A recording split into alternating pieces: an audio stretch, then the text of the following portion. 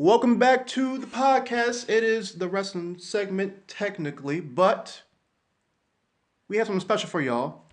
I know we've been in this doing this for about a good 4 or 5 months, around 23 episodes, and we have been and kind of just having some fun here. But we have a special guest here. It's our first ever interview for EtB. Ladies and gentlemen, with us right now is the centerfold. It is a famous independent wrestler, Mr. Matthew Palmer. Hi, Welcome, everyone. welcome to the show. Well, thank you for having me. Thank you for being here, first off. Yeah, thank you for being here, sir. We really appreciate you coming on. It means a lot to us, man. Oh, yeah. No, I'm not gonna lie. It's our first big one, but you know what? I'm glad we're having it with you. You know, just somebody. Well, this is the first time, like, in any podcast or anything wrestling related that somebody has considered me big for anything. She's like, hey, you call in? Yeah, sure. All right, great. Well, if you don't, no big deal. I was like, okay, no problem. Oh, man. You've been doing this for like almost, or not even almost, like basically 10 years. I'm assuming. Like I've 12 now, yeah. Oh, man. Yeah, I've been doing it for a while, like too long, I think. I think I've been doing it too long. Oh, man. Well, that's great, man, that you've been, wrestling for 12 years, man. It's incredible. Yeah. But yeah, it's usually when the promoter says, "Hey, this is what you're doing tonight," and you're like, man, you know what? I can just go and play D&D instead." That's when you're like, "I think 12 years is long enough, guys. I think that's it." If I'm going to sit down and roll D20s instead of wanting to wrestle, Chris Hero or whatever, it's just like, yeah, maybe I need to stop. I'm kidding. I'm kidding. I'm partially kidding, but I do like playing D&D. But like, yeah. I'm a decent fan of D&D myself. Yeah, so, same. Yeah, I played it last night.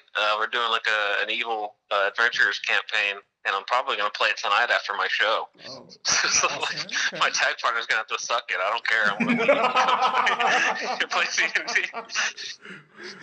D&D. Well, before we ask a question, I got to ask just one question. What character do you run in D&D? A ton. Right now, my biggest one is we usually play like 3.5 edition. I just started a fighter. It's the first time ever being a fighter, actually. Okay. Because I always take a thief, and I've been playing a scion for the last 2 years. Okay. I'm always stuck as the leader of the group for some weird reason. Like, at one point, I was a chaotic, neutral, like, completely crazy character elf, like a thief, I think I was. I think it was a thief. And they all still made me the leader. And so I was like, all right, cool. What do you want to do? I want to walk right into that trap. Do not give a shit. And it was mostly just because I always get somehow shoved into that leader spot in the group, and so I was like, yeah, this will make them stop doing it. No, man, they just followed me right into that trap. They don't care. They're like, yeah, let's do it. Whatever, Matt, let's go. Oh, man. So you never died, by the way. I don't know how you never died. You have a much better. You have much better luck at D&D than I do. I'm not gonna lie. I've ran a monk and I ran a bard. My monk apparently, according to the last time I played D&D with some people, my monk got swallowed by a giant frog, and then the frog shrunk around my monk's body. So now my monk is wearing like a frog's corpse. Okay. Good God. Have you ever played the Mario 3 with the frog suit? That. Yeah. My wife, when we played D&D together, Nice. we were taught at the same time. We learned how to play. We were at a buddy's house. He used to be a promoter or he actually still is a promoter in Texas. I'm working for him Saturday. Mm-hmm. He broke his leg. There's nothing on TV. And we're all kind of sitting there, and it was like a moment of silence in the group. And he goes, "Hey, you guys want to learn how to play D&D?" Mm-hmm. Fuck it, yeah, all right, whatever, man. We'll learn how to play. Oh my god, we took right off to it. So what we used to do constantly. It's the last time I was a fighter. It was like 5-6 years ago, maybe longer. She would constantly fireball into the mass of fighters that were fighting. The problem was myself and my best friend were the fighters fighting in a large group, and we didn't have that whole like, oh, it doesn't affect your partner type stuff, house rules. Like she kept fireballing me just constantly. It's like, and I kept going like, why are you doing that? It's like, and she was a cleric mage, and so it's like, I'll bring you back. It's fine. It's like, you're not high enough level. Stop fireballing me. You cannot bring me back from the dead. Good God. Oh, it's good to know. It's like a lot of like just even like wrestlers, even like their downtimes are like the biggest nerds. I like that. It's pretty cool. Oh yeah, dude. Like, because when I started wrestling, it was a lot more sports type stuff, and wrestlers can like sports and nerdy stuff. You know, obviously anybody can. But it used to always be like, oh, let's go play football, or we can do some flag tag type football, or we can do some softball. And then when we were taught D&D, we're like, oh man, you know what I hate doing is physical activity. Let's just sit in the house and we'll play Mario Kart and the loser has to drink, or we'll play D&D here, stuff like that. Like slowly, all the physical activities kind of like washed away, and so it's like, hey, you guys want to wrestle? I don't even want to do that now. Like that's my job. Like I don't want to do that. Oh man. Well, speaking of sports, do you have a favorite sports team or two? Okay, so I don't follow sports that much anymore. Okay. But I'm a Buffalo Bills fan. Whoa. And I'm just constantly. They're the reason why I don't follow sports, because I can't do it anymore. Because every year, it does not matter the year, who's on the team, what they've done. Somebody always goes like, "Oh man, Buffalo's starting off really well. This could be their year." They always text me. They always find me, and I just say, "Just wait," and then they collapse. Every year, it's like, that's my team. That's really America's team to me. Hey, they start off great, then they go to shit. So I feel your pain, man. I'm a Dolphin fan, and it's very depressing. Oh, you bastard! You're in my division. It is very depressing. Yeah, you know how it is. You have your team, and if you're like a real like diehard fan, like I used to be, that's your team. You don't switch. Yeah. Like a lot of people are like, my wife is a Steelers fan, and she's also a Tom Brady fan, not a Patriots fan. Oh, Tom Brady fan, and it's only because one year we played fantasy football, and she got Tom Brady as her pick. And that's the only reason she likes him, is because he's, Tom Brady, so he's going to score her points. Oh man! She's like, yeah, all right, Patriot. And her dad's a Patriots fan, so I always got to go to the house, and I just hear it constantly. Hey, your team didn't do too well. Yeah, no shit. They're the Buffalo Bills, all right. It's like, I don't want to get, my TV's bigger. That's the only thing I got for a comeback. You enjoy your football team, my TV's bigger. So like, that's all I can say. Every year he's like, hey, you want to put money on the game? I'm like, no, I don't want to put money on the game. I'm not going to bet against my team. It's like, that's the only way to win money. Oh man, so funny. Like, my TV's big. I can watch my team lose in HD. Yeah, you're goddamn right. That's my team. Look at those idiots falling down on themselves. Yeah, that's my guys. My team has the guy that quit at halftime, just retired. Like, you should have seen the shit I got that day. And I was like, yeah, I don't blame him. I'm surprised the rest of the team didn't follow. Like, guys, we're gonna call this one. We're all done for the day. Go home. Why bother? And I know it's funny because they started performing a lot better than they did the first half when he retired. And I was like, that's my team. Somebody retires and I'm like, I feel good now. Let's really go out there and do it for that guy. Oh man. It's like we have gotten zero wrestling here, but it's just me bitching about every other thing I do in my life. So hey, it's fine, man. In about 10 minutes, I'm just going to be sitting here crying about wrestling. We started off so strong, me just complaining about this stuff. Oh, man. Hey, I mean, you know what? It's good to know that you're at least a human being. Yeah. But I actually got Buffalo Bills wrestling gear made. It was actually a birthday present for my wife. Nice. Years and years ago, and I got to debut them in a match that's hardcore, like scaffold-ish kind of match against Masada. And so, like, the whole thing is I was dressed up as him the entire time we were feuding for a year. Because he was traveling, and I was more of a local talent, so I put over the feud for a year. Yeah. And so I slowly became him. I dressed like him. Okay. We wrestled a scaffold match, and I dressed like him, but underneath is the Buffalo Bills thing. So for the big payoff of the match, I thought I'd throw him off the scaffold onto a bunch of chairs. I'm going to frog splash when I take it off. And there's this bright red Buffalo Bills logo, and all this male model garb I have, bell bottoms. I do the splash, I jump off, and I pin them. Yay! Big happy moment. I go to the back, and like there was like everyone was like, "Oh, this is a great match." The guy that trained me was in tears because the match was so great. Oh, it's fantastic. And then my buddy Scott, who's a big Patriots fan, doesn't say shit, just walks over and just proceeds to say whatever, like, homosexual slur he could at me.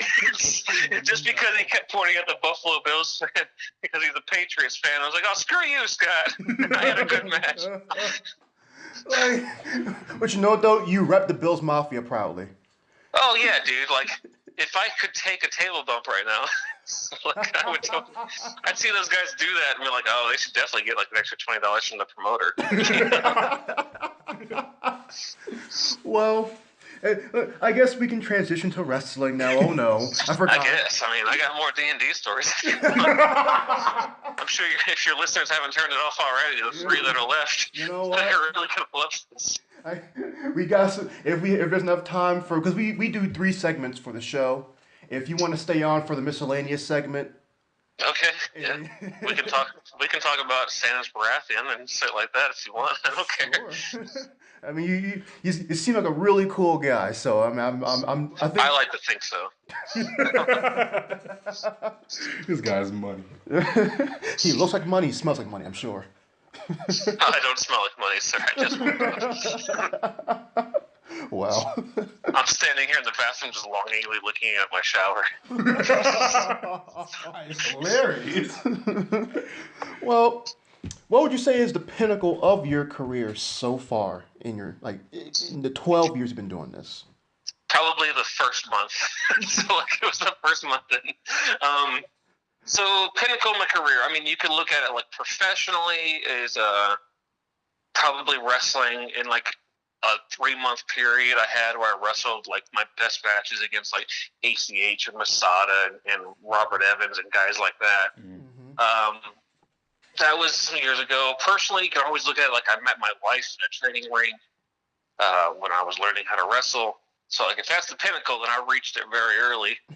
And that's fine with me. If that's what I get out of wrestling, it's the greatest prize of all. So like that's fine. Working closely with Pro Wrestling Revolver in Ohio and Iowa, that's been very fulfilling because I have a lot more say in my character and what I can do. So that's a big thing for a lot of wrestlers, and I think a lot of wrestlers forget to appreciate that. Once they get to a certain level, they can just kind of walk in and do whatever they want. Like, I never got that. Not being my size and being limited in the ring, like you're not going to see some exceptional moves out of me. Like, my body will just fall apart the second I try for a shooting star press. Like, my legs will just go to the crowd. I mean, you pull off some pretty good like over the top rope moves. Suicide dive. Yeah, like I throw my body to the wind. Like, somebody catch me, and like it's not a big deal. But like, you're not gonna see like an Eli Everfly or a Ricochet crazy corkscrew or anything like that.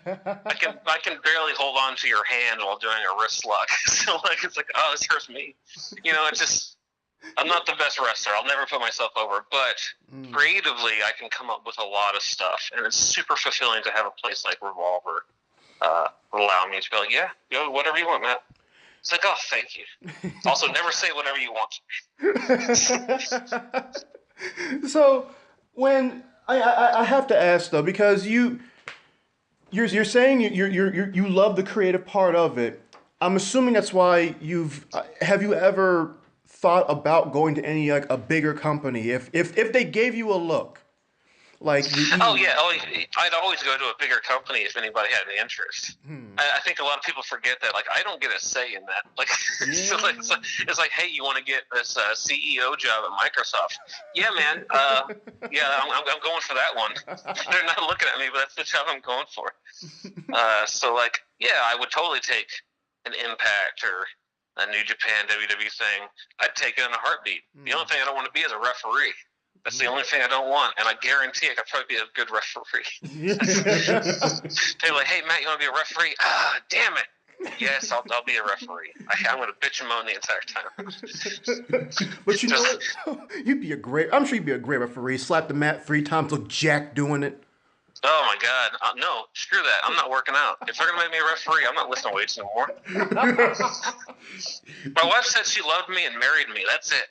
I got her now. I'm getting fat. Double cheeseburgers every night. That's actually a discussion that we have all the time, is that we look at each other as like, man, as soon as you retire, we're going to get fat. It's going to be great. And she's like, I can't wait.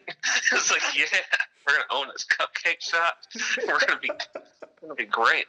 But yeah, I would definitely take any deal if they were offered. Like, I've seen zero interest from anybody, but I also like stay away from wrestling. Once wrestling is done that day for the show, I don't talk about it that much, and I don't go into it. I don't pursue those areas. So it's probably my biggest weakness, is why that hasn't happened for me yet. Look, well, what got you into the business? Trying to figure out like what's the best way to answer that. So I was at a wrestling show in Arlington, Texas. I was managing a Wendy's at the time, and I got off, and my buddy and I went over there, and we walked in late, but they had like an advertisement for Become a Pro Wrestler. And of course, I grew up in high school, college, and after that as an actor. I was a stage actor for a long time, even toured the country doing that stuff.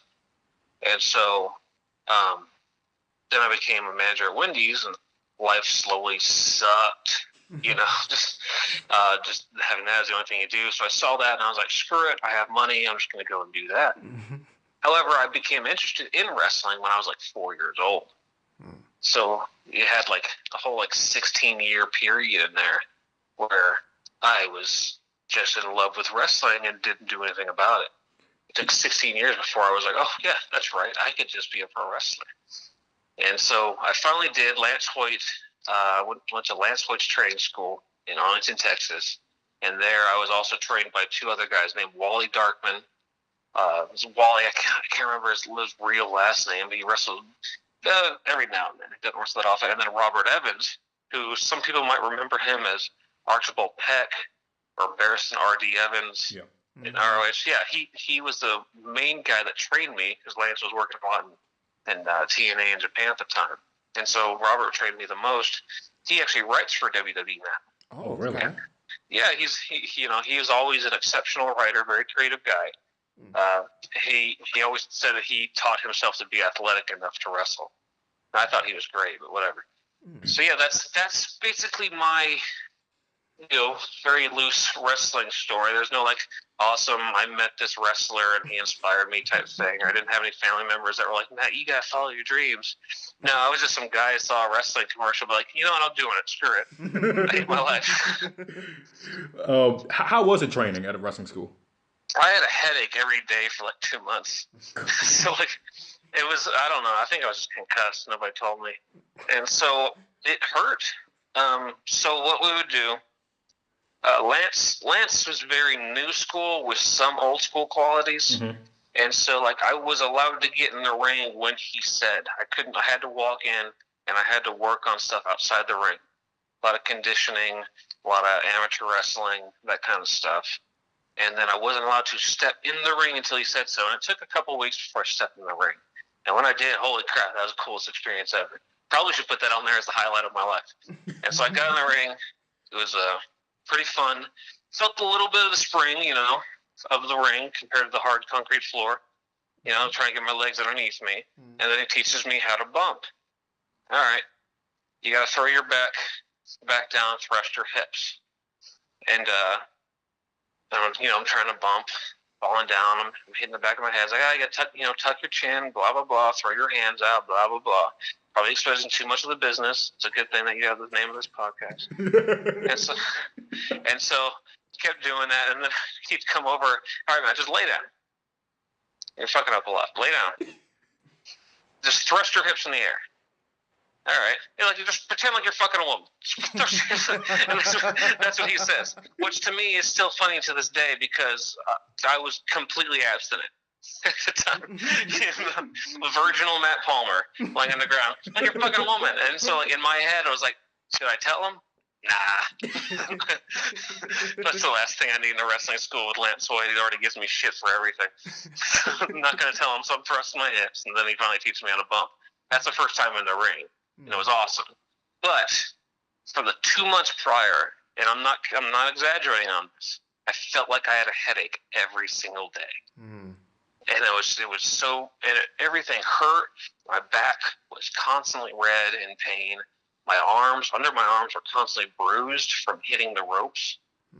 It was just, my body was very weak, It's amazing that trauma that you put yourself to just for training and having wrestling matches and how it toughens up your body. Yeah. Never even thought about it. It's like, anybody can go and be a wrestler. Honestly, if you had the drive, anybody could be a wrestler. But can your body take it? Like, everyone has the willpower, I think, to do it. It's like, will your body crumble? That's why when I get guys that are like 35 years old going, hey, I want to be a pro wrestler. It's like, oh, dude, 10 years ago, I'd be all about this. It's that your body's starting to deteriorate just with natural life. And then you got to go in there and add that trauma of having a mini car wreck every night. That sucks. Yeah. That's really what it equates to, is you having a little car wreck every single night. Not everybody can be DDP and start off like late in their life and Yeah, not everyone can do it. I've seen guys that were 20 years old who just physically couldn't do it. And it wasn't that they were weak in the mind or anything like that. They didn't have the drive and just quit. They weren't like little bitches, as somebody would say. Their body just physically couldn't take it anymore. One guy had a heart problem. Didn't even know about it. He was 20 years old, talented as hell. And he's in there bumping and running around, and one day he just grabbed his chest. He ended up having to put a pacemaker. It's like, and so like it's a lot of strain on you. If you're not physically up to task to do it right away, like seeing a doctor and things like that, it could be risky. Shit hurts. But that being said, that's why I play D&D. It's so much better.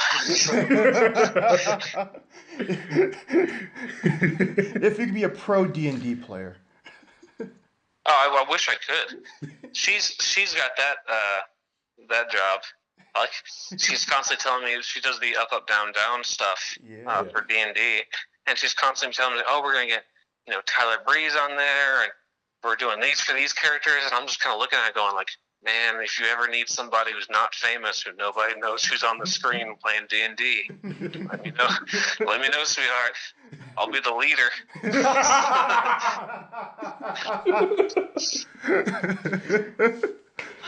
Well, we got Xavier Woods keeps doing this thing where he tries to take everyone's teeth. It's like, that's awesome.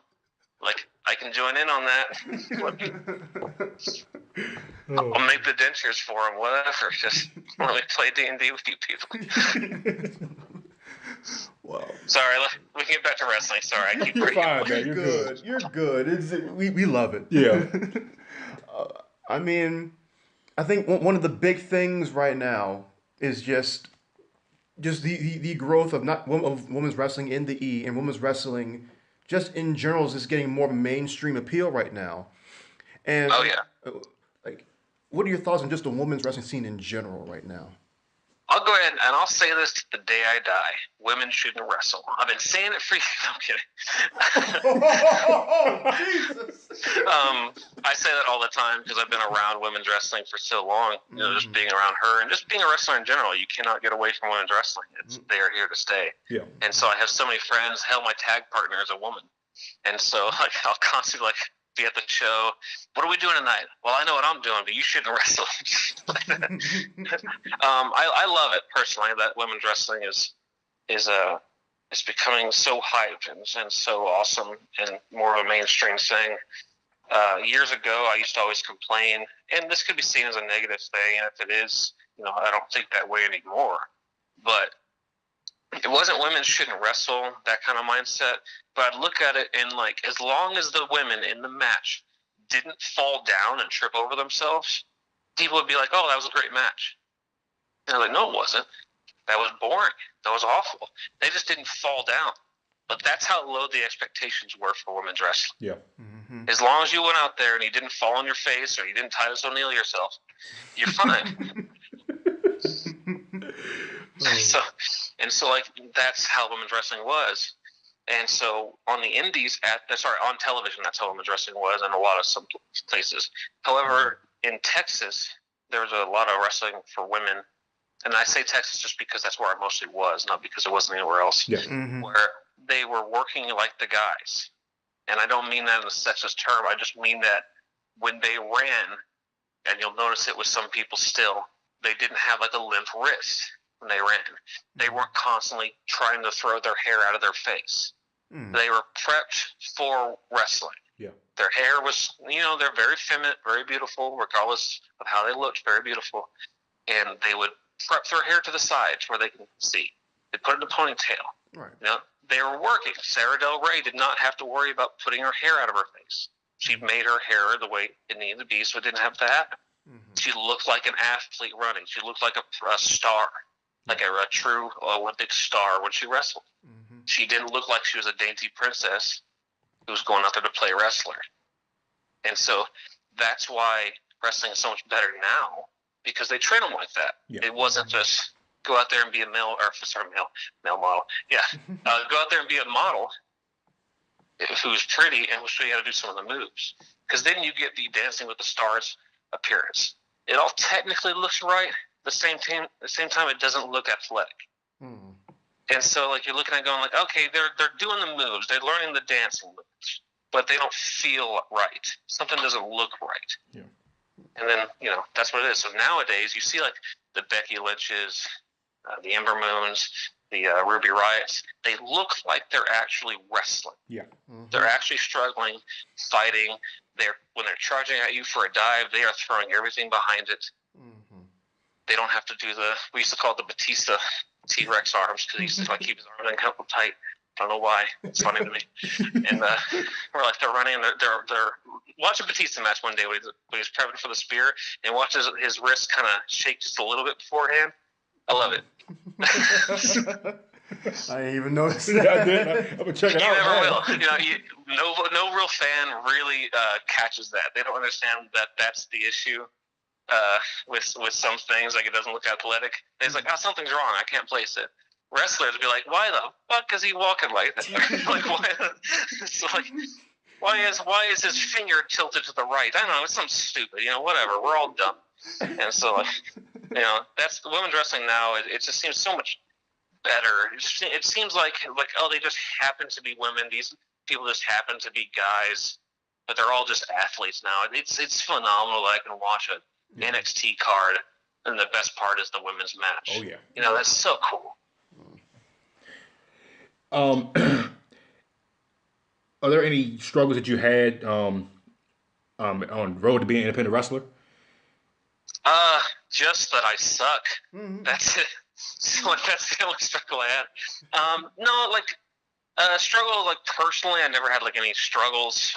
Just like I was saying, physically, it's demanding on your body, and so that's all it is. When I was 18, I had like this freak accident where I was kind of confined to a wheelchair for a while. Sorry. And so it happens. And so turned out it was just I aggravated some discs in my back that was just misdiagnosed. And so I had those issues. And so when they got fixed, when they basically kind of got fixed, they healed themselves in a way. Misdiagnosis. Anyway, sorry. It's making me real angry. Sorry. I was pissing myself off in my head. And so it's always good. It's always this person's mentally stable. And so that was my own struggles. Is that issue would kind of pop back up. Not that I like all of a sudden became crippled when I took a bump or anything like that. It was just, my back pains would pop up every now and then. And then being a cruiserweight wrestler, the wear and tear on your knees is like big guys, really big guys, and cruiserweight wrestlers have the worst knees, just because you're constantly landing on them, constantly have to get up and run, Whereas like guys that are like middle of the road athletic builds, they don't have to do that as much. Yeah. So, that's it. Just those are my struggles. Like it wasn't like, oh no, I'm sad for myself because no one wants to book me or anything like that. Or it's really hard trying to break out as a male cis wrestler between the ages of 18 and 35. So, it's none of that stuff. It's just it hurts. Wrestling sucks sometimes when it comes to that, and then dealing with other people's egos is always a negative thing. Just as any job. Have you ever wrestled anyone that just had a terrible ego? Yeah, like all the time. It's usually I'm the one with the bad ego in the ring, but somebody matches mine. It's like, oh, he's something terrible. I won't say names or anything like that, because I probably still have to wrestle them. Fuck you, Sammy Callahan, you piece of shit. No, I'm kidding. No, like I've had people that egos were just unbearable. For instance, I did a one-night tournament one time where the opening round was all triple threats and then 2 singles matches. And I wrestled 2 indie names. I put the quotation things there. They actually are names, but after that night, I didn't give a shit who they were. And they were just unbearable. They threw away every idea, and no matter what I said, they just kind of shit on me. Like, all right, we're going to do this instead. So finally, we go out there and we have that match. It's all about them, but I win. When I have the match, I think I went with like a schoolboy because they didn't want me to do anything to them. Right. And then they're up on the balcony looking down as the next match as I wrestled Matt Fitchett from Besties in the World. Love Rook. Rook is awesome. And David Vega too. And so I wrestled with him, and we just kill it. We do everything that we could possibly do in a second round match while still putting over the story of the first match and the exhaustion and all that nonsense. Yeah. We're doing crazy spots, and not just stupid throwaway spots. We're just doing this stuff because we can do it. Like we're not selling or anything like that. We're having a good match. And I come back up, and those guys are like, oh, that was a great match. And I was like, yeah, we could have had that. And I just walk away. And it's like, it doesn't matter that I was a couple of years in and they were wrestling for 15. Yeah. It's like their general attitude kept that match from being better. And maybe it was because they wanted to be lazier and they didn't want to do a whole bunch of stuff. And that's fine. You can have those nights where you're tired, you're worn out, you haven't slept in days. But you still have to produce something. Yeah. Right. Like the fan didn't pay the ticket to see the tired guy on a Sunday night.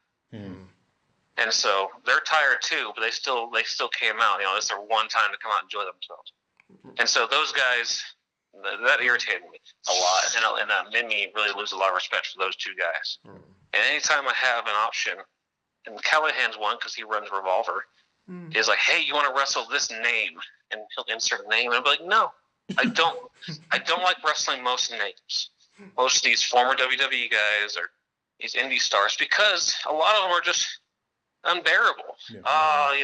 They don't know me, or they haven't worked with me before. They're like, I don't know what I want to do. We can just do this, and won't go away. And I was like, I want to wrestle anyone that just wants to go out there and give whatever they can for a really good match. That's not going to be all about themselves and selling their T-shirts later. Yeah. And so, I was like, hey, wrestle this name from WWE 2005. I'm like, fine, I'm going to go in there. I'm going to wrestle that guy. And he's not going to want to do anything. He's tired. And I was like, what? I said, don't take a booking. so don't take the booking if you're going to be tired, if you're going to act like this, because you all do. Yeah. It's like, oh, yeah. So that's my issue. That probably sounds like a whiny bitch the entire time. Good, man. But those are the issues I usually have. I think that's with anybody in any job, really, where it's just like, yeah, you have tenure, but that doesn't give you the right to, look down on me. We both have the same job, God. We got to perform. Yeah, and you can always look at it the other way. We're like, well, there's a reason why they're famous. Do what they say and listen to them. It's like, yeah, you could. Mm-hmm. But no matter, it could be Ric Flair, it could be Shawn Michaels. They're gonna have a night where like, let's just kind of phone it in. And what the hell am I gonna say? I don't have any clout. Yeah. I can be like, go fuck yourself, dude. Pull your ass up and let's go get to work. Because they're looking at me like, who the hell is this fucking local talent? I'm like, oh, you're right.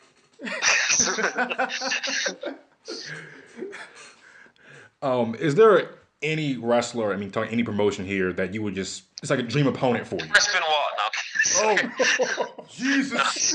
no, I'm kidding. Like that. As soon as you said that, I was like, Chris Benoit. Oh, no. Wrestler, like, that I want to wrestle, like, as in, like, a current wrestler or past? Current wrestler's fine. Current wrestler. No, I hate them all. I don't want to wrestle. I would love a singles match, and I've wrestled them in multi-man matches just for seconds, literally seconds. We've been in the ring together. I want to wrestle Jake Christ. Ooh. Everyone in every locker room I go to is like, oh man, Jake's so badass, Jake's awesome, and then like, don't piss off Jake, he'll murder you, and then like, things like that. It's like, and I'm like, oh, that's great, I want to wrestle Jake. Jake Christ seems to be smooth as hell every time I see him in the ring. Yeah. He always, his selling is always exceptional. The few times we're in the ring, he made me look fantastic. Thank you, Jake. And so I want to be in a ring with him one-on-one. Yeah. I also get a kind of a dream match coming up pretty soon, Revolver as well, where I get to wrestle Jessica Havoc. And I was like, oh man, I've been friends with Havoc for like 12 years. She's close friends with my wife and I. And so it's pretty awesome that I get to wrestle her. I'm going to beat her ass, but whatever. If anybody listening actually sees that match, just know that in that match, you won't be able to hear me, but I am going to be talking so much shit to Jessica, just privately, just talking so much shit. Because she streams these video games. She's a video game streamer, like, professionally now. She makes a lot of money doing that now. Ooh, yeah. And I used to show up on the show every now and then and just interfere. It's like she's doing it, and I just walk into her house and sit down next to her and just kind of ruin the episode, basically. And so, like, I haven't been able to, like, hang out with her or do that since those days. So I'm just gonna basically, if you see her giggle or laugh, just know that I've won. I've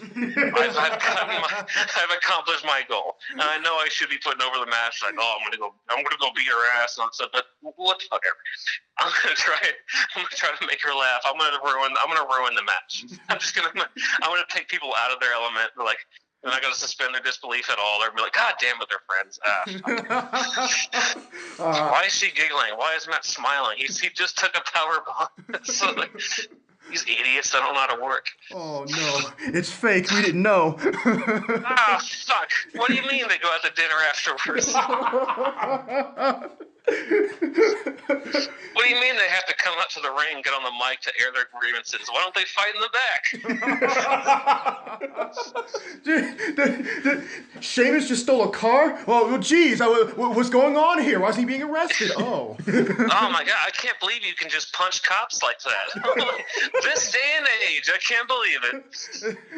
My favorite thing is when the episodes of Raw, like a month or two ago, when the Shield got arrested on, like, I think it was what day was it? Was it Labor Day? Labor Day. They got arrested, and then they went to court and got processed in like under 3 hours.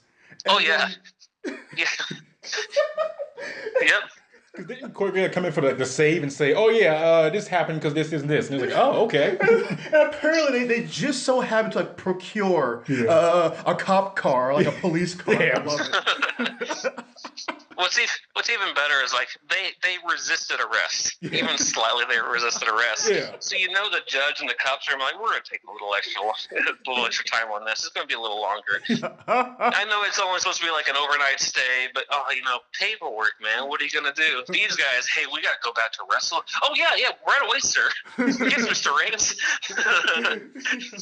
Wrestling's dumb. It's the dumbest thing in the world. I love it when old-timers are like, oh, it doesn't look real. Oh, yeah? It doesn't look real, huh? Oh, I'm sorry. Let's take the ambulance back. You're in the ambulance. They're taking you to the hospital, but no, you're going to stop it and you're going to get out. Yeah, that's allowed. So, like, that's so... once you're in the ambulance, you're in the ambulance. You're not getting out of there. You're not in your own mindset to say like, you know what, I'm done. I'm not bleeding to death anymore. I'm good. Stupid wrestling.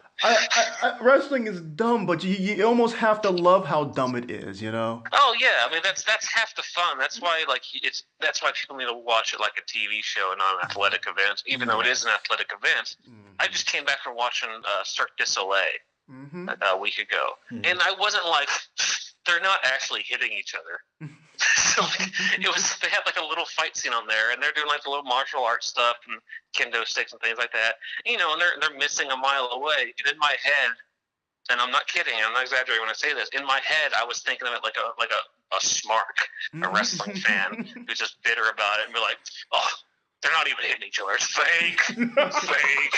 And, you know, and I kind of giggled to myself, and you know, my wife looks over and looks at me and kind of smiles because she knows in my head I'm cracking myself up. And so like yeah, it was like, it's just an entertainment, man. It's just a show. Yeah. Stop bitching so much about everything. Just everything. Yeah, wrestling fans can be fickle. Yeah, they definitely can.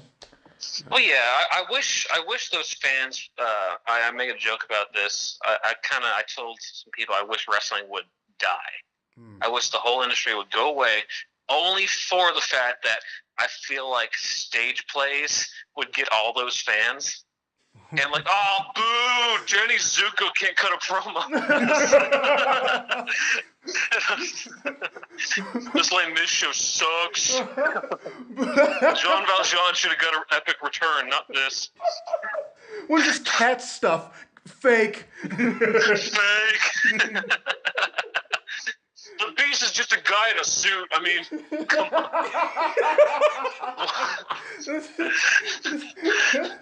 Oh man! Let's go, Gaston! Clap, clap, clap. Just that's all it is. It's because I'm a loser from stage acting, and so in my head I'm just like, oh my god, that would be awful and amazing. It's just like the entire like kind of like uppity, educated bullshit stereotype of like a stage fan, like a Broadway fan. Just like they all just turned into like beer chugging rednecks. Just like it would just crack me up who are just yelling at the actors who are just trying to stay in character. It cracks me up. Sorry. I'm like, it's like the only person I told multiple people this, and they kind of just like stare at me, like scowl, like, what? That's dumb, Matt. It's like, yeah, it's dumb. I know it's dumb. It's a joke. Same. It's like I feel like the same. That's like the same thing you do at like television. Just be like, oh, like you know, like, oh no, freaking SpongeBob, too long on top. Time to push him. Why would a lobster be friends with a sponge? Come on. What? Let's give Plankton a shot. Why is a dead wizard and a burn victim teaming up against these 40-year-old degenerates? This doesn't make any sense to me. Oh man. Love it. Oh. Do you have a favorite TV show? I got a couple. Like Buffy the Vampire Slayer and Angel are favorites of mine.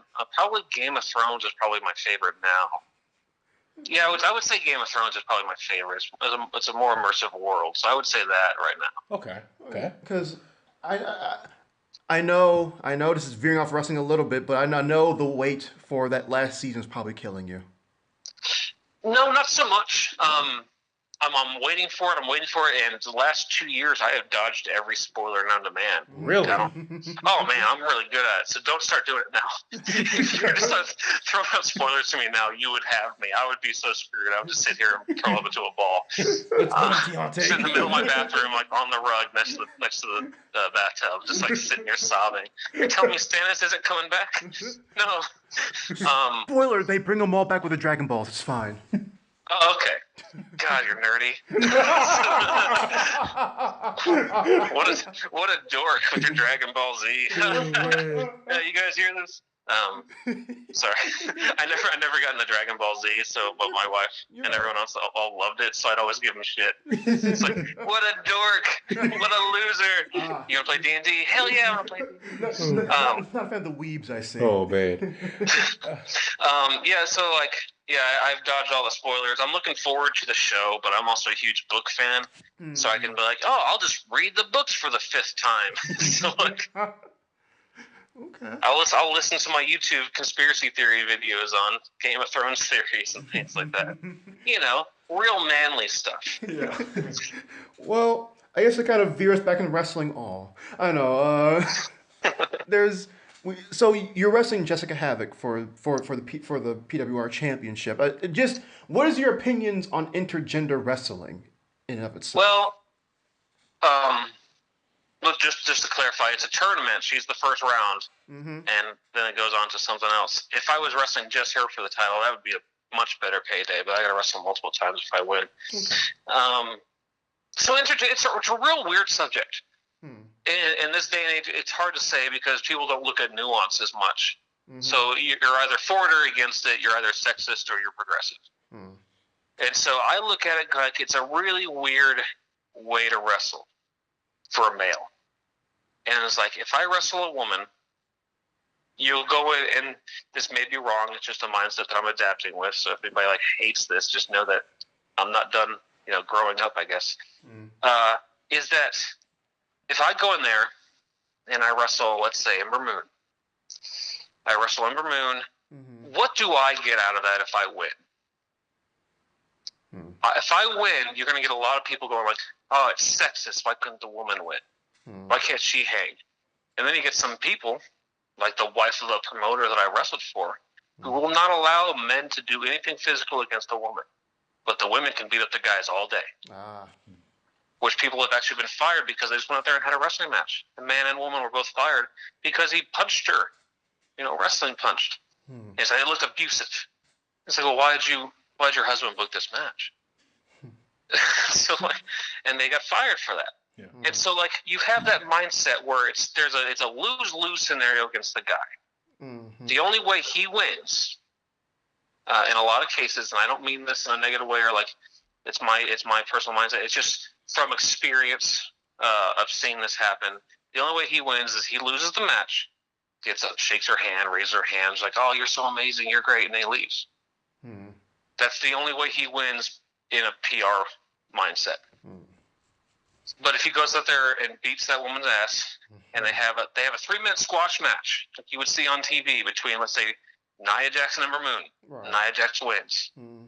They have that, but instead it's Ember Moon versus Willie Mack or some bigger guy. You know what I'm saying? Like Brian Cage. Right. And he goes in there and squashes her. Oh, it's abusive. They're just beating up women. Right. Why does he do that? Why can't she hang? Well, she can't hang because he's 250 pounds of muscle and he can work like a cruiserweight. He can move fast as hell. Yeah. So any guy her size wouldn't have won. And so it's really hard. That's why when you have somebody like Jessica Havoc versus myself, you have a larger competitor is the woman. She is taller than me. She's thicker than me. Probably stronger than me. Probably got way better knees than me. So in this mindset, I am the underdog. And it's so much better that way because if I hit her, that person who feels slightly uncomfortable with a man hitting a woman can look at that in a different light going, oh, yeah, he's a little bitch. she can take that. So it's better that way, I think. And I think recently, it was Triple H recently said it was more of like a what did he say? It's like a stunt. It's like a PR stunt or something like that. He didn't say freak show type thing. I think he was more couth than that. But he basically says it's just this thing that they do just to spawn. It's shock entertainment. And so you look at that going I can kind of see where he's coming from. At the same time, he's saying that just because he doesn't want all those people writing into the company and boycotting it because a woman got punched. Right. Because a lot of weird people out there. It doesn't matter if it's fake. Oh, it's promoting violence on women. It's like, these women want to wrestle. They want the rest of the guys. Right. And so it's just that's my thing. I don't have a clear stance on it. It's like, oh, I'm for it or I'm against it because it causes a lot of negative and positive in wrestling. Yeah. Every time I see a Delilah Doom wrestle a guy, it doesn't matter the size, and she goes out there and has an awesome match, I'm like, fuck yeah, awesome. You were two wrestlers who did your job and had a great match. Yeah. I am happy for you. It's afterwards when I got to hear fans either praise it or bitch about it that I start getting a thought. Right. I can't believe they just let that guy hit that woman like that. What do you mean let that guy hit that woman? She hit him too. Mm-hmm. And so you got to sit there and be like, I hate people. I hate people. They just can't do it anymore. I hate it. Right. And so that's the issue that comes with intergender wrestling. Personally, I am for it. 2 wrestlers going through wrestling, awesome. My wife's a pro wrestler. She beats my ass. She's obviously far better than me at all of it. And when we train together, she constantly hurts me. So she's just better at it. And I'm okay with it. I'm okay with being a little bitch. I do not care. But I bet you sell that Eclipse like money, though. Oh, yeah. I constantly tell her, like, if you ever need, like, a security guard on TV to give the Eclipse to, I will volunteer to do that because I have this idea to sell it in a way that hasn't been done yet. Oh, man. But I have this idea, and it's not like this big fancy bump. It's not like Mickey James is going to, like, get thrown across the ring or Scott Hall's going to jump 8 feet in the air or anything like that. It's just, I want to take it and just go completely, like, stiff and stay on her shoulder when she gets a stutter. I want it to look like she's holding this dead body on her shoulder, and my tongue's just sticking out. My eyes are just crossed. And, like, as a wrestler in me, I can't physically do that. But it's always like, there's that sudden impact. Oh, I got a bump. It's just in my head. It's been trained in me for 12 years. It's like, time to fall down. But if I can get out of my own head to sell it like that, oh my God, it'd be amazing. I'd be so happy. I'd probably break my own neck, but like whatever. I remember on Raw, there was that one guard guy who Braun like murdered him. He has like this amazing sell, and I loved it. Oh yeah, every time it's one of those situations, it's always what indie wrestler was that guy? Yeah. And then, like I always love it because like. My actual trainer years and years ago when we had that, I think it was WrestleMania 25. Mm-hmm. We were doing a lot of extra work together. Mm-hmm. And so I'd be at home and I'd watch Triple H punch him and he'd just take this awesome bump on the steel ramp. And I'm like, yeah, hell yeah, Robert. So that security guard got his ass kicked. So, and then I would be like a druid getting beat up by Shawn Michaels or Undertaker, depending on what week it was. Mm-hmm. Or getting thrown around, they'd throw the guy on top of us. And they're like, "Oh, this is great." Like, who was that? Oh, that was Keith Lee. Oh my God, that's awesome.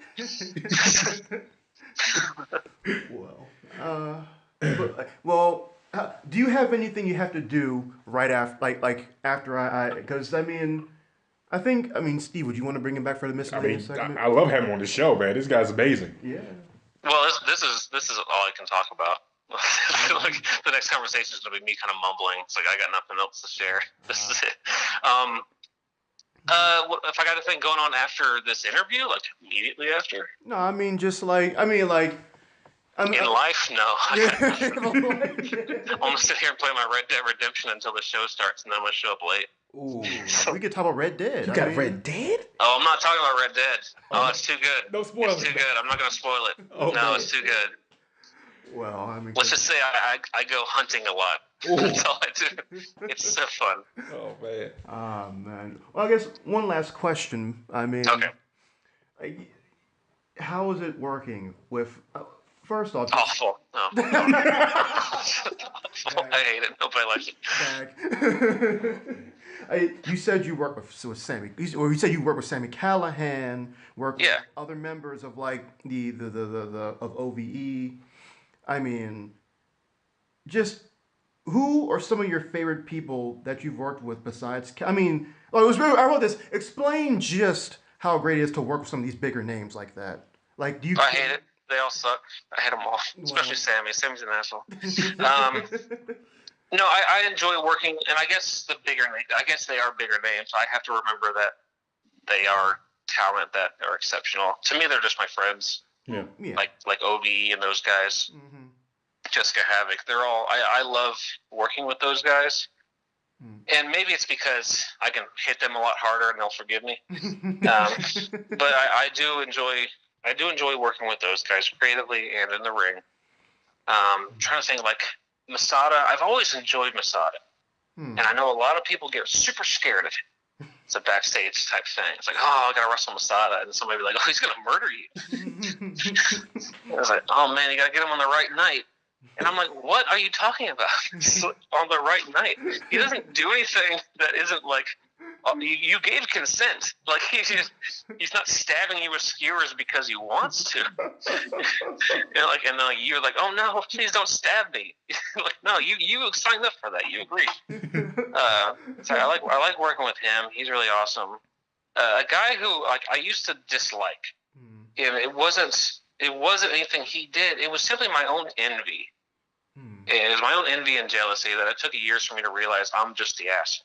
Was ACH. And I liked him, but I liked him. But at the same time, I didn't. And it was only because I was just in this state to where, like, we constantly wrestled. We broke it at the same time in the same area. And I was always like, he's just so awesome. He's just freaking awesome. And years ago, I would not say that. I was kind of like, oh, yeah, but he can't do this and he can't do that. But in my own head, like, neither could I. So, like I'm bitching about this guy, and it's simply just pure jealousy. And the second I got that out of my head, the more and more I liked Albert. Working with guys like Rich Swann, Shane Strickland, Jason Cade, now that we all have a faction together, I love those guys. Shane Strickland is fun to be around. I get to wrestle him soon, I think. So if everything works out, I get to wrestle with him soon. That's always going to be fun. Be a good match. Rich, I hope so. He better carry me. I ain't doing shit. You hear that shit? And then Rich Swann, I love Rich Swann. He's a guy who just, if anybody ever like looks deeper into his life, that's just got a bad rap. And like you can read that as what you want and say he is whatever you think he is, and just know that if he looks deeper, that guy, man, I want to hug him. Yeah, I love Rich Swann. Jason Cade's a guy who's he's on a cusp of being an indie darling, an indie star. He's working for MLW and Revolver and all these other places. Worked for PWG once, and they could have gone back for more, but his flight got delayed, and they lost his bags, and they never brought him back. And you're looking at it going like, why wouldn't you bring him back? And like, oh, the guy doesn't have any issue with you, blah, blah, blah, blah. And then you hear all the grapevine. This guy's mad because he didn't make the show. I was like, yeah, his flight was delayed. It's not his fault. Don't book American Airlines. What do you? And so, like, he's a guy who's he's on the cusp. He's really good, super talented. He does whatever he can to get people to scream obscenities at him, to piss off old ladies and little kids. He's amazing. So I love working with those guys. Those are the guys that, like, the names, I guess, are about to be the names. They're super enjoyable to work with. Everyone else sucks. They all have egos. Yeah, I'm totally not jealous of all of them. Oh, man. And Ember Moon, she sucks too. Can't work with her. Can't deal with her. Hate her. Oh man. You've been amazing on the show, man. Oh, thank you. I mean, thank you for coming on here. Yeah, we really appreciate it. Yeah. Oh yeah, of course. Yeah, whenever you guys want me, just let me know. I have one quick question for you, sir. Sure, yeah, ask all you want. Okay. Because I like to work out a lot, and I like to, make sure I, Oh man, you should quit that. That's nonsense. I try to be healthy. But is there, but I have a big, weakness, and it's, I love going to Wendy's and getting a Baconator, Baconator fries. I mean, if I had my wish, I would eat it every single day. But is there a guilty food for you? Because what's your diet on the road like? Oh, dude, let me go ahead and tell you. Fuck diets. Fuck them. I'm tired. No, I was on this hardcore diet where I wouldn't eat carbs and things like that. Yeah. And I guess I look like I'm in better shape, but the older I've gotten, the less in shape I am. It's just genetics and pain and age. So and also I don't want to take steroids. I took steroids for a brief period. I go ahead and tell you, I don't give a shit. I took steroids for a brief period just because I couldn't get over this 145 pounds range. And so I would eat those Wendy's Baconators, and I would eat all these things to gain just weight. Didn't care if it was fat or not, and I couldn't gain them. Yeah. I managed the Wendy's. I told you that. I ate 2 triples a day. Dang. I took weight gainer twice a day for a 250-pound man. I worked out, I did everything, but I stayed at 145 pounds. Did not gain fat or anything. My metabolism was crazy. I looked like a little meth addict running around that store. So like, and then years later, I'm working out and I still can't. I'm getting in better shape. I'm like 150 pounds or something like that. I'm getting in better shape. You can see the abs, which don't really count because there's like no body fat just naturally. But I'm starting to get some lines and working out, and then I start taking steroids, and I gained like 5 pounds right away. 10 pounds right away of muscle. I stopped taking it. I only took it for like a month or so. And then I gained like 40 pounds. Yeah. I'm in much better shape. I look like an actual person. And I still ate those Baconators and triples and things like that. It wasn't until I got near my 30s and in my 30s to where like that all became super negative. I'd eat that slice of pizza the next day. I'd be bloated. I eat my ravioli and a lot of pasta and things like that, and I'd be screwed. And so, like, I stopped going to eating burgers on the road. Okay, I don't get a burger, but I'll get the spicy chicken wrap from Wendy's. Just cheese. I'm not even supposed to have the dairy. I mean, I can, but my trainer's always like, no dairy. He's like, fuck you. Give me my milk and cookies. So, like, as far as, like, a guilty pleasure, it's always, like, a sweet. Like, I totally should be diabetic. I totally think I should be. Because of all the damn sugar I intake. Yeah. I love getting some sweet tea, eating like a giant bowl of ravioli, or just getting like an entire box of Chips Ahoy cookies and some milk, and pretending I'm 8 years old, and just eating the entire thing. Like, I will do that. I do not care. My wife will come home with Chips Ahoy cookies. Like, I got you something. I was like, hell yeah, you did. And tomorrow you're going to have to go to the store and get more because I'm eating all of these while you watch your cooking shows. So, yeah, those are like my guilty pleasures. As far as like eating on the road, I try. It's weird. It depends if it's show day. You eat different than like after the show. Like I don't intake a lot of dairy. I try not to like carb up too much, and I don't drink too much water because you'll look bloated. Yeah. And so, but afterwards, I'm just chugging water left and right. Somebody hands me a Dr. Pepper, and I'll kiss them on the mouth. It's just like things like that. A lot of sweets afterwards, just kind of replenish myself. Yeah. On the road, like chicken constantly. Like I used to just bring an entire. It was actually a thing called a 6-pack backpack filled with just unseasoned cooked chicken and broccoli. You talk about hell, just awful. Eating that, or like here's 6 ounces of turkey, lightly seasoned. I couldn't even use my Cajun seasoning that I love, and I'm like over here like no salt, none of that. You can use like Mrs. Dash. Low sodium or no sodium ingredients. Like, what's the point? I want that. Like seasoning chicken with water. Just awful. And so, like, that's what I used to eat. Nowadays, it's not so much, but also I'm not in great shape. I'm in okay shape, but I'm looking at myself going like, man, if I was 25 again. Wow. I'm rambling. I'm sorry. I keep rambling. You're good, man. You're good, man. Honestly, I think it's just us trying to keep on the line because we really like you. But okay. But we also know we're nearing like the little time limit for our segment that we normally have, and. Okay. Well, if you need to edit out anything, don't leave all of it in. Leaving all of it in. You leave all of it in. Listen, you've been incredible, man. We thank you again for it. Super incredible. Oh, thank you. Thank you for having me. I wish more people thought I was incredible. Well, you know what? There's us, there's your wife, and there's your family. I mean. Yeah, and if I can get one of those people to like me, that's fantastic. Oh man. Once again, Mr. Palmer, we thank you for thank you for giving us the time, and I mean, of course, yeah. If you guys ever want to contact me again, feel free. Oh, okay. All right, thanks, man. And any last words? Mr. Palmer? I'm still here. Sorry, like it cut out like super bad. Like what do you say? We thought you died. Like, oh no, what happened? Oh, that was God. You know what? If I did, just air the ship. It's fine. We gotta go on. In memory, this guy thought he was shitty. He's dead now. That's it. Wow. Right on my tombstone. Any last words before? Oh Jesus! Oh. No, I got nothing. I got nothing, guys. If you want to watch me, I mean, or if you want to interact with me on social media, you can.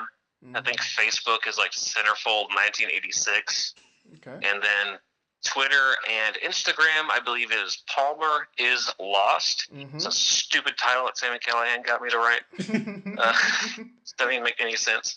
Yeah, that's on Instagram and Twitter. If you want to follow me, you can. I'm going to go ahead and tell you right now. You're probably going to get mad at me on Twitter sometimes because I stay in character a lot. Okay. And sometimes I don't. So fuck you. We're gonna plug you. We're gonna plug you. So. Awesome, thank you. So yeah, that is my only thing I can say. We'll try and talk to you next time, Mr. Palmer. Cool. I'll give you my opinions on everything.